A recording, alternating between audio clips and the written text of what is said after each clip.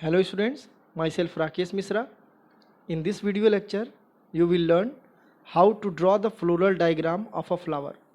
Actually, a flower may have different floral parts like sepals, petals, androecium, gynoecium, pedicels, bracts, bracteoles, etc. Each and every parts of flower may decode through semi-technical description. In volume 1, volume 2 and volume 3, it is easy to learn how to write the floral formula for a particular floral parts. I hope your concepts regarding floral parts and their formulation is clear. You can also able to write the floral formula for the particular flowers. With the help of semi-technical description, you have learned what are the actual meaning of symbolic form of a flower. But in this video lecture, I will introduce you the flower may be drawn on the basis of their specific pictorial form, and that pictorial forms are actually known as floral diagram. In botany, the branch of biology that deals with the study of plants and their parts is known as botany. In botany, there are several ways to explain the flower by means of floral formula, by means of floral diagram.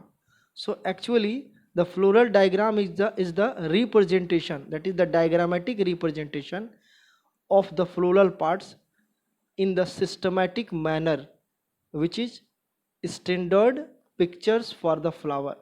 Actually, if you are going to draw the flowers of rose, then the rose may be colorful in different ways. They may be the pink, they may be the red, they may be yellow, according to your choice, according to your opinion, according to your interest. But the floral diagram may have a symbol, and that symbol collectively form a pictures, and that pictures represent the identity of that particular families or that particular flower.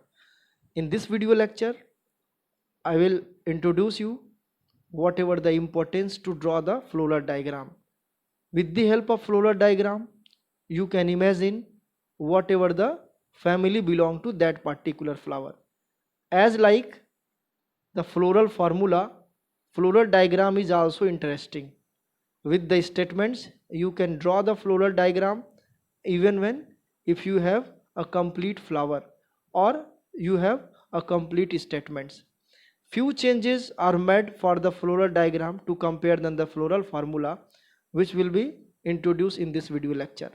So without delay timing, let back to whiteboard in order to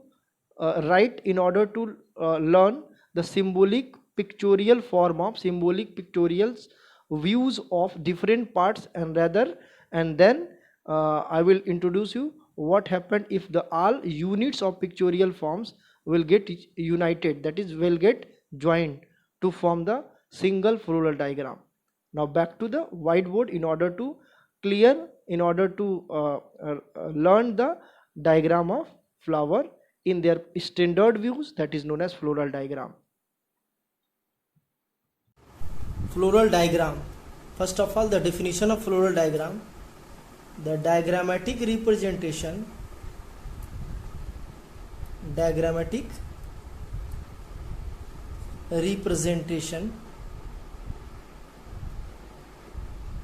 of different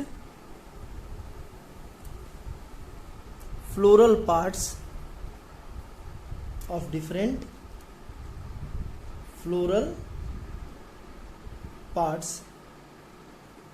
in systematic ways called floral diagram. It is standard way to draw the flower. Flowers के कोई standard veg में draw करना क्या होता है?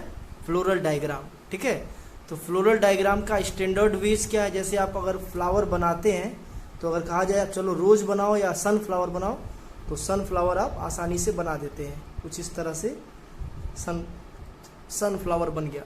लेकिन अगर इसका पिक्चोरियल फॉर्म्स करें, इसको पिक्चर के फॉर्म में रिप्रेजेंट करें, जो स्टैंडर्ड है, वर्ल्ड वाइड एक्सेप्टेड है, इससे ये नहीं पता चल रहा है कि फ्लावर का प्लेसेंटेशन क्या है, ठीक है, फ्लावर में जो पार्ट है वो कैलिक्स कहाँ है, करोला कहाँ है, ठीक है।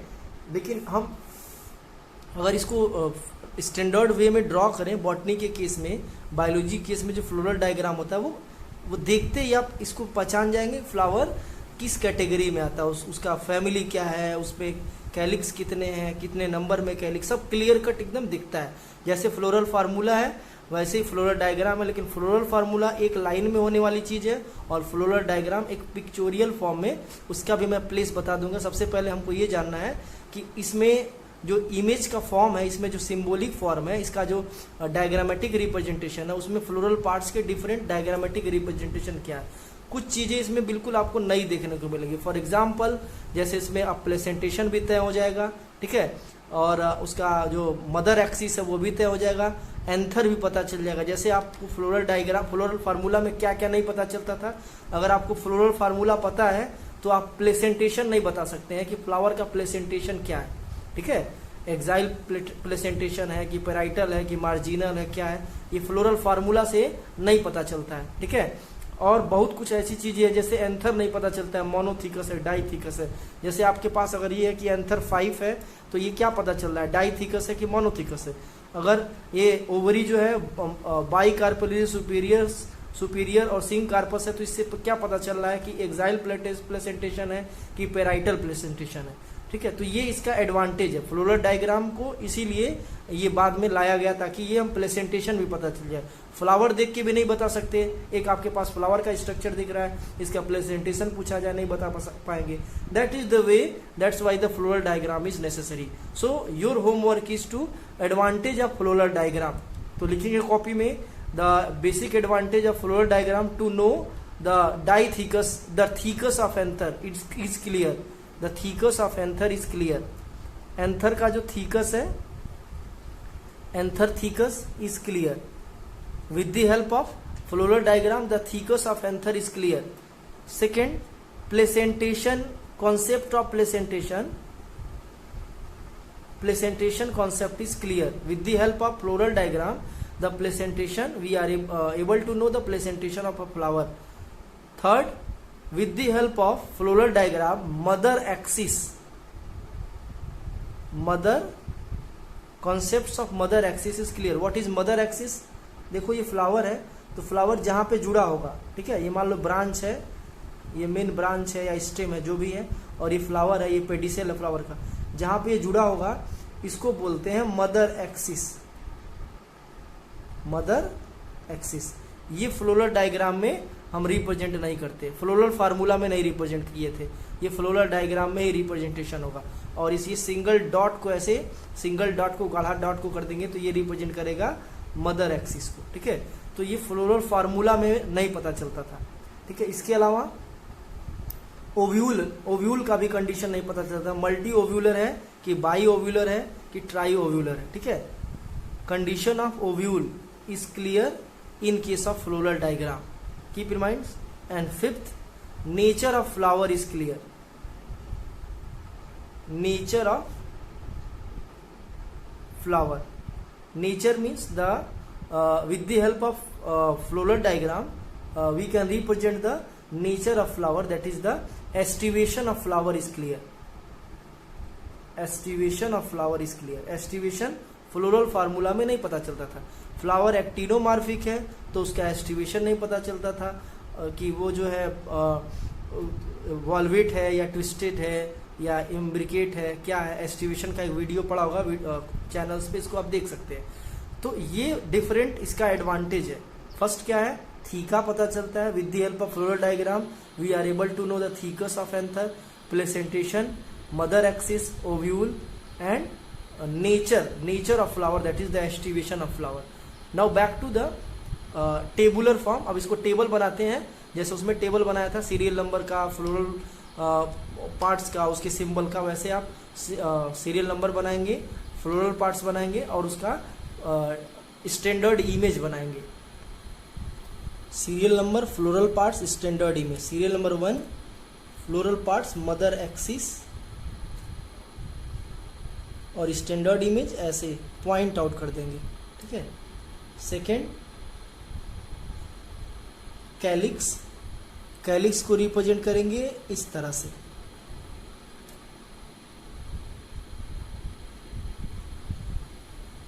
कैलिक्स, ठीक है।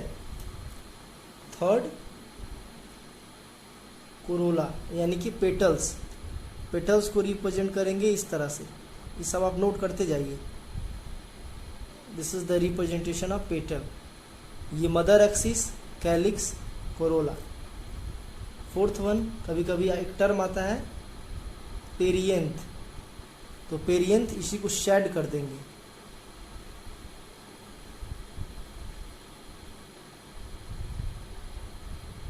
इसको शेड कर देंगे तो ये पेरियंथ हो जाएगा, ठीक है। पेरियंथ, अगर पेरियंथ है तो 5 ब्रैक्ट्स,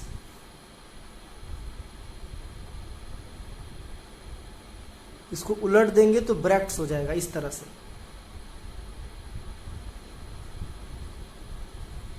ये ब्रैक्ट्स को रिप्रेजेंट करता है, ब्रैक्ट्स को। और एक होता है ब्रैक्टियोल, इसको उलट देंगे पेटल वाला कंडीशन तो ये ब्रैक्टियोल हो जाएगा, ठीक है। तो फिर से एक बार रिकैप कर देना। मदर एक्सिस ये क्या है, कैलिक्स यानी कि सेपल, ठीक है। ये क्या है, कोरोला यानी कि पेटल। ये क्या है, पेरियंथ। ये क्या है, ब्रैक्ट्स। और ये क्या है, ब्रैक्टियोल। पहले तो ये हम इमेज चेक करेंगे सारा, उसके बाद हम वन बाय वन उसका पोजीशन जानेंगे। जैसे फ्लोरल फार्मूला में क्लियर था कि सबसे पहले आप जो है, ऐसा नहीं है कि कोई पहले जो है गाइनोसियम लिख दीजिए या कुछ और लिख दीजिए, एक स्टैंडर्ड व्यू था कि कैसे हमको पहले क्या लिखना है, उसमें लास्ट में क्या लिखना है, सारी चीज़ें उसमें क्लियर थी। वैसे ही जैसे उसमें ब्रैक्ट पहले लिखना था, ब्रैक्टियोल, उसके बाद उसकी सिमेट्री लिखनी थी, फिर सेक्स लिखना था, लास्ट में आपको गाइनोसियम लिखना था। वैसे ये अरेंज करना है कि एक सर्कुलर फॉर्म में अरेंज करना है कि सेंटर में क्या रहेगा और सबसे बाहर क्या रहेगा, ठीक है। वो सब एक पिक्चोरियल फॉर्म में उसको हम दिखा देंगे, समझा देंगे, ठीक है। अब आते हैं एंथर और कार्पेल्स वगैरह कैसे इसमें रिप्रेजेंट करते हैं। Point number 7, anther. देखो एंथर कई टाइप के होते हैं। बेसिकली जो कॉमन एंजियोस्पर्मिक एंथर होता है वो डाइथिकस होता है। अगर एंथर डाइथिकस नहीं दिया है तो आप जो भी दिया उसी हिसाब से बनाएंगे। मोनोथिकस दिया है तो मोनोथिकस बना सकते हैं। देखो डाइथिकस हो सकता है, मोनोथिकस हो सकता है, ठीक है, मोनोथिकस। तो यही बेसिकली 2 टाइप के एंथर होते हैं एंजियोस्पर्म में। अगर एंथर दिया ही नहीं कि उसका थीका क्या है तो आप बिना कुछ सोचे समझे डाइथिकस एंथर ही बनाएंगे। अगर एंथर दे दिया मोनोथिकस एंथर तो मोनोथिकस बनाएंगे, अदरवाइज डाइथिकस। तो डाइथिकस एंथर कैसे बनता है, आप इस तरह से एंथर बना लेंगे। ये डाइथिकस एंथर है। मोनोथिकस एंथर इस तरह से, मोनोथिकस। अगर कंडीशन स्टेमिनोड है, स्टेमिनोड यानी स्टेराइल स्टेमेन है, ठीक है, नॉन फंक्शनल स्टेमेन है, तो ऐसे उसकी जगह पे एंथर वाले जगह पे एक्स कर देंगे, स्टेमिनोड हो जाएगा, ठीक है। चलो आते हैं अब कार्पेल पे आ जाए। 9 कार्पेल पे यानी कि ओवरी की मैं बात कर दूं तो ओवरी में प्लेसेंटेशन सबसे बड़ी चीज होती है कि प्लेसेंटेशन क्या होता है, ठीक है। तो अगर सिंपली जो है ओवरी इस तरह से बनती है, ठीक है, तो ये ओवरी है। अगर ये बाई कार्पिलरी है तो इसको बाई कार्पिलरी कर देंगे, ठीक है। कभी कभी आता है बाई कार्पिलरी ऑब्लिक्विली प्लेस, तो हल्का सा टेढ़ा बना देंगे, बाई कार्पिलरी ऑब्लिक्विली प्लेस, ठीक है। और अगर ये प्लेसेंटेशन पूछ दिया एक्साइल प्लेसेंटेशन, बाई कार्पिलरी, जैसे मैं यहाँ पे इसका दोनों का मैं बता दे रहा हूँ, ये क्या है, बाई कार्पिलरी, ठीक है। Axile placentation, axile placentation, multiovular, multiovular, ठीक है। और बाई कार्पिलरी तो 2 ही कार्पेल होंगे, ठीक है, लॉक्यूल भी 2 होंगे। Bicarpellary bilocular, bilocular, multiovular, bicarpellary, axile placentation. तो इसको कैसे दिखाएंगे, देखो इसमें ओवरी सुपीरियर है, ओवरी इंफीरियर है, ये नहीं पता चलता है फ्लोरल डायग्राम से, नहीं, वो फ्लोरल फार्मूला से पता चलता है। लेकिन इससे आपका प्लेसेंटेशन क्लियर हो जाएगा। ओव्यूल क्लियर हो जाएगा, लॉक्यूल क्लियर हो जाएगा। तो ये इस यहाँ पे तमाम ढेर सारा ओव्यूल बना दीजिए। ढेर सारे का मतलब आप गिन सकते हैं, बट ये 2 से ज़्यादा होगा, 3 से ज़्यादा होगा तो एक्साइल प्लेसेंटेशन, ये एक्साइल प्लेसेंटेशन। और इसमें भी आप एक्साइल प्लेसेंटेशन बना सकते हैं, ये एक्साइल प्लेसेंटेशन है, ठीक है। तो एक्साइल प्लेसेंटेशन, ये भी एक्साइल प्लेसेंटेशन, दोनों में क्या है, ये ऑब्लिक्वली प्लेस है, जो सोलेनेसी फैमिली में होता है, ऑब्लिक्वली प्लेस्ड, ठीक है। ये ऑब्लिक्वली प्लेस्ड है और ये लीनियर प्लेस है। इसमें देखिए बाई कार्पेलियर दोनों में एक्साइल प्लेसेंटेशन, मल्टी ओव्यूलर, बाइलॉक्यूलर, ऐसा कंडीशन बनता है, ठीक है। यूनिलॉक्यूलर अगर बनेगा, यूनिलॉक्यूलर मार्जिनल प्लेसेंटेशन, तो इस तरह से बनाएंगे, यूनिलॉक्यूलर मार्जिनल प्लेसेंटेशन इस तरह से बनेगा, ठीक है। यूनिलॉक्यूलर बेसल प्लेसेंटेशन बनाना है तो इस तरह से, यहाँ पे स्टेटमेंट में लिखती जाइए, ये यूनिलॉक्यूलर मार्जिनल प्लेसेंटेशन, ये यूनिलॉक्यूलर बेसल प्लेसेंटेशन, ये बाइलॉक्यूलर, ठीक है, एक्साइल प्लेसेंटेशन है, ये भी बाइलॉक्यूलर एक्साइल प्लेसेंटेशन है। तो ये कुछ कॉमन सी बातें थी जो आपको जानना है, समझना है। बस इतनी सी छोटी सी बात ही आपको जानने हैं कि एंथर, स्टेमेन, ठीक है, कार्पेल, और बाकी चीजें तो आप वहां से पढ़े ही हैं, फ्लोरल फार्मूला से क्लियर हो गया। अब आपको करना क्या है कि ये जानना है कि पोजीशन कहाँ कहाँ सेट करना है, ठीक है। किस चीज का पोजीशन सेट करना है, फ्लावर का पोजीशन कहाँ कहाँ सेट करना है, उसको मैं डिस्क्राइब कर दे रहा हूँ। इन फ्लोरल पार्ट्स के पोजीशन कैसे होंगे, तो अगली हेडिंग लिखिए, position of floral parts in floral diagram. Position of floral parts in floral diagram. Listen, सबसे सेंटर में अगर मैं बात करूं, सबसे सेंटर में ओवरी होगा, ठीक, गाइनोसियम, उसके तुरंत बाहर ये किनारे किनारे यहाँ पे एंथर, उसके सबसे बाहर क्या होगा, कोरोला, और उसके बाहर क्या होगा, उसके बाहर होगा कैलिक्स का पोजीशन। और ये 2 पोजीशन सेट होंगे अगर अवेलेबल ब्रैक्ट्स और ब्रैक्टियोल के लिए। और सबसे इंपॉर्टेंट ये पार्ट रहेगा जिसको हम बोलेंगे मदर एक्सिस। तो यहाँ पे तो मैं लेबल कर दे रहा हूँ, लेकिन आप फ्लोरल डायग्राम जब बनाएंगे, यानी कि पोजीशन सेट करेंगे यहाँ पे, तो वहाँ पे आप जो है लेबलिंग नहीं करेंगे। यही सी खास बात होती है कि फ्लोरल डायग्राम की लेबलिंग नहीं किया जाता है, ठीक है। तो ये क्या है आपका मदर एक्सिस, ये पोजीशन हमेशा मदर एक्सिस का है, बस उसमें नाम नहीं लिखा जाएगा, मदर एक्सिस बना देना, नाम नहीं लिखना। ये सबसे सेंटर किसके लिए फिक्स है, ये ओवरी के लिए है, ठीक है। उसके बाहर तुरंत ये किसके लिए है, ये है एंथर के लिए सेट है जगह।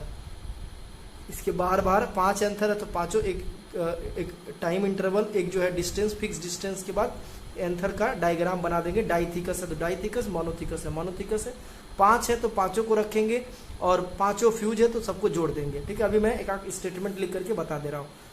इसके बाद क्या है, ये पोजीशन है आपका कोरोला का, कोरोला का, और ये क्या आपकी कैलिक्स का, कैलिक्स का। ये जो दिख रहा है ये ब्रैक्टियोल का है, अगर अवेलेबल नहीं तो नहीं बनाना है, ब्रैक्टियोल का, ठीक है। जैसे ई ब्रैक्टेट है या ई ब्रैक्टियोलेट है तो ये बनाना ही नहीं। और ये क्या है, ब्रैक्ट का। देखो ये सिंबल नहीं होता है, ये सिंबल नहीं होता, सिंबल मैंने बताया था इस तरह से होगा। ये ब्रैक्ट का है और ये ब्रैक्टियोल का है, ठीक है। ब्रैक्ट को थोड़ा सा शेड कर देते हैं तो ये ब्रैक्ट का हो गया, ब्रैक्टियोल का हो गया। बाकी कोरोला वगैरह का तो सिंबल जानते ही हैं।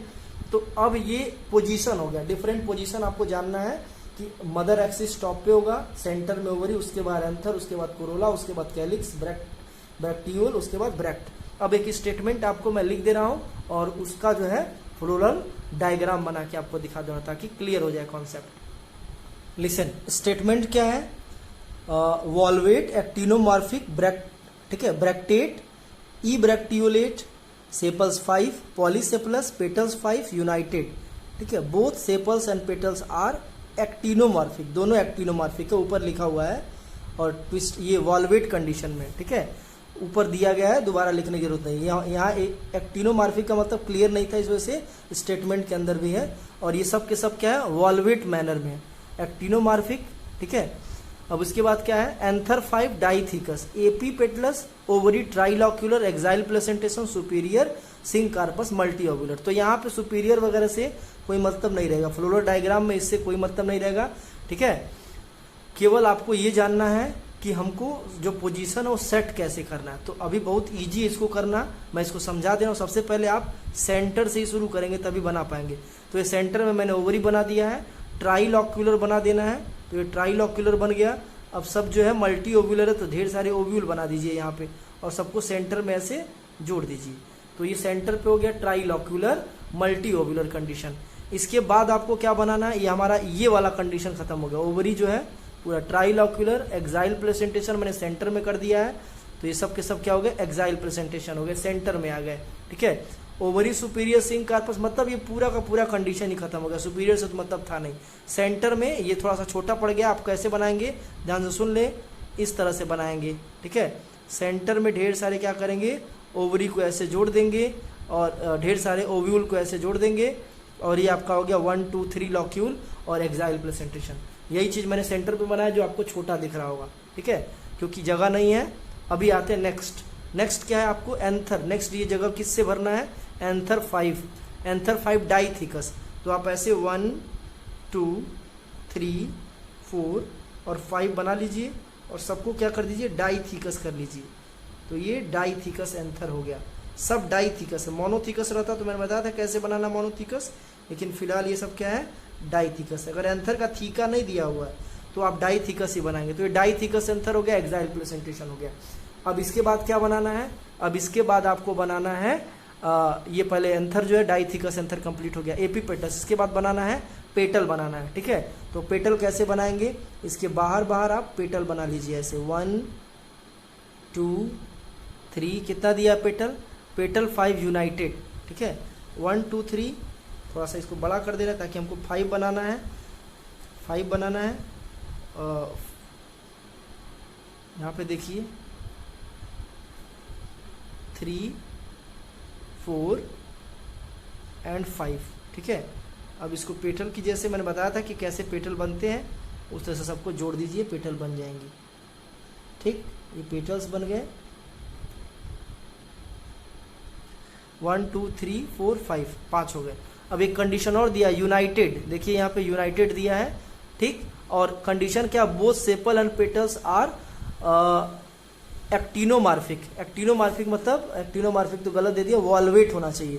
तो ये जो है प्लेसेंट, ये जो है एस्टिवेशन वॉल्वेट है, तो ये नीचे ऊपर नहीं रहेगा, एकदम पैरेलल रहेगा, बराबर रहेगा। ठीक है, तो मैं दूर कर दिया ताकि ये डाउट क्लियर हो जाए कि ये अगर नीचे ऊपर रहेगा तो ट्विस्टेड मैनर में आ जाएगा। ठीक, अभी ये यूनाइटेड कैसे इसको जोड़ेंगे, इस सबको जोड़ दो, ये यूनाइटेड कंडीशन हो गया। ठीक है, अगर फ्लोरल फार्मूला में लिखते तो C5 ऐसे ब्रैकेट में लिख देते और कम जगह लेता, लेकिन ये फ्लोरल फार्मूला नहीं, ये फ्लोरल डायग्राम। तो ये सबको जोड़ दिया मैंने। ठीक है, ये सबको जोड़ दिया। एक चीज और आपको जानना है, एंथर डाइथिकस जरूर है लेकिन एपीपेटलस है, तो स्टूडेंट जनरली डायरेक्ट जोड़ देते हैं ऐसे। ठीक है, तो आप डायरेक्ट जोड़ दीजिए, कोई दिक्कत नहीं है, लेकिन रियलिटी है कि इस यहाँ पे जोड़ना पड़ेगा आपको। फिलहाल आप ऐसे ही जोड़ दीजिए, कोई दिक्कत नहीं है। ये आपका हो गया एपीपेटलस कंडीशन, सब के सब पेटल से जुड़ गए, पेटल्स खुद भी जुड़ा हुआ है। ठीक है, और पेटल से एंथर भी जुड़े हुए हैं। तो ये आपका एंथर का कंडीशन हो गया, कैलिक्स का कोरोला का कंडीशन हो गया, गाइनोसियम का। अब हमको क्या बनाना है, अब हमको बनाना है कैलिक्स का कंडीशन। तो इसके बाहर आप 5 कैलिक्स बना लीजिए। ठीक है, 5 पेटल्स बना लीजिए।